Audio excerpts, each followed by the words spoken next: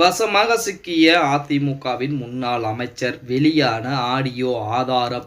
நம்ம போடக்கூடிய வீடியோக்கள் உங்களுக்கு பிடிச்சிருக்கு அப்படின்னா ஒரு லைக் பண்றதுக்கு மட்டும் மறந்துடாதீங்க. அன்னைக்கு பாத்தீங்கல்லம்மா, அன்னைக்குதான் அட்மிட் பண்ணிட்டு தான் அன்னைக்கு கம்ப்ளீட்டா போனீங்கல்ல. வந்துட்டு இருக்கிறாங்க, கூட்டின்னு வந்துட்டாங்க. எங்க வீட்டுல போய் என்ன எல்லாரும் சேர்ந்து அடிச்சாங்க. நீ எதுக்கு அவர்கிட்ட போய் நீ கூட்டின்னு போனேன்? இந்த மாதிரி நான் சொன்னேன், நான் ஒரு ரெக்கமெண்டேஷனுக்காக நாங்க போனோம் இந்த மாதிரின்ட்டு. அதனால இந்த மாதிரி அவரு ரெக்கமெண்டேஷனுக்கு பண்ண வேண்டிய ரெக்கமெண்டேஷனுக்கு போன பொண்ணு இந்த மாதிரி புள்ள கொடுத்து அமைச்சிருக்கிறாரு, நல்லா இருக்குதா அப்படி இப்படின்னு என்ன எல்லாம் சேர்ந்து அடிச்சோம். நாங்க யாருமா?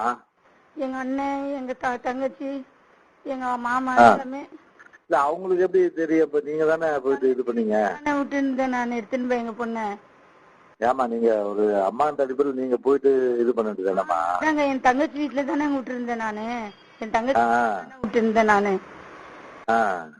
அப்புறம் இப்ப நல்ல பொண்ணுங்களுக்கே கல்யாணம் பண்றதுக்கு அவ்வளவு குடு இவ்வளவு குடுன்னு கேக்குறாங்க. நீ பிள்ளைய கழிச்சு விட்டுட்ட பிறகு என்ன எந்த மாப்பிள்ள வரும் பொண்ணுக்கு?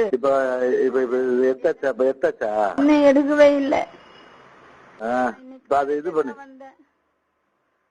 இன்னைக்கு காலையில தான் நான் இப்ப கொஞ்ச காலமாகவே அதிமுகவினர் யார் அந்த சார் அப்படின்னு சொல்லி அவருடைய ஐடி தளத்திலே பாத்தீங்க அப்படின்னா ஐடி விங் மூலமாக பிரபலப்படுத்திட்டு இருக்காங்க. அதற்கு ஆப்பு வைக்கக்கூடிய விதமாக அந்த யார் அந்த சார் அப்படிங்கிறது உங்க அனைவருக்குமே தெரியும். அதாவது அண்ணா பல்கலைக்கழக மாணவி அந்த பாலியல் சீரலுக்கு உள்ளாக்கப்பட்டது. அப்போ அந்த கொடூரன் சார் அப்படிங்கிற மாதிரி பேசி இருப்பான்.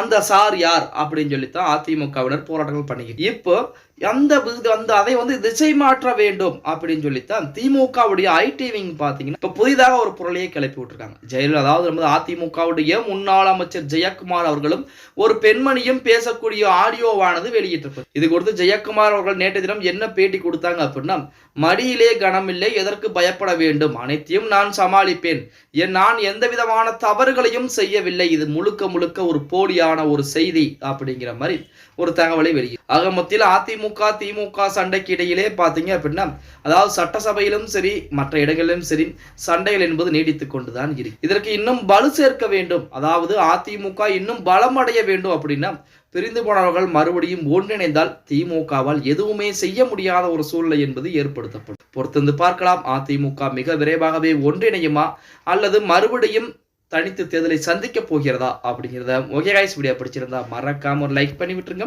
அப்படியே வீடியோ ஃப்ரெண்ட்ஸ் அண்ட் ஃபேமிலிக்கும் ஒரு ஷேர் பண்ண மறந்துடாதீங்க.